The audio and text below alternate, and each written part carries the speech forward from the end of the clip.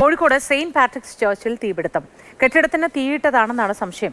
തീ പിടിക്കുന്ന സമയത്ത് ഒരാൾ കെട്ടിടത്തിന് മുകളിലൂടെ നടക്കുന്നത് CCTV ദൃശ്യങ്ങളിലുണ്ട്. പള്ളിയുടെ വിലപിടിപ്പുള്ള വസ്തുക്കളും രൂപക്കൂടും കത്തി നശിച്ചു. കോഴിക്കോട് ഫ്രാൻസിസ് റോഡ് മേൽപ്പാലത്തിന് താഴെയുള്ള കല്ലായി സെന്റ് പാട്രിക് പള്ളിക്ക് സമീപത്തുള്ള പള്ളിയോട് ചേർത്തുള്ള കെട്ടിടത്തിലാണ് ഇന്ന് പുലർച്ചയോടുകൂടി വലിയ തീപിടുത്തമുണ്ടായത്.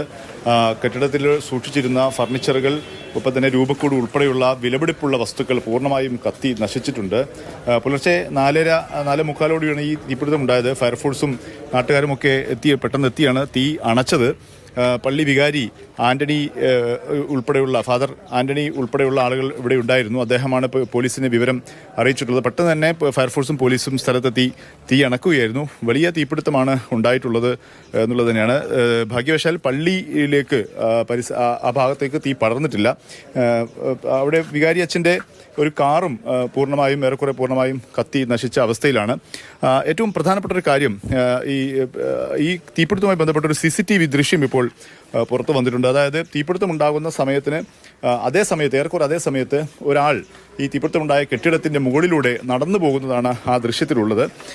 അത് വലിയ ദുരൂഹത ഉയർത്തുന്നുണ്ട്. തീ കൊടുത്തതാണോ ഈ പള്ളിയുടെ സമീപത്തുള്ള ഈ കെട്ടിടത്തിന് പുറത്തു നിന്നുള്ള ഒരാൾ തീ കൊടുത്തതാണെന്നുള്ള സംശയമാണ് ഇപ്പോൾ ബലപ്പെടുന്നത്. ഏതായാലും CCTV ദൃശ്യം ലഭിച്ച സാഹചര്യത്തിൽ വികാരി അച്ഛൻ ഉൾപ്പെടെയുള്ളവർ ഇപ്പോൾ പോലീസിൽ പരാതി നൽകിയിട്ടുണ്ട്.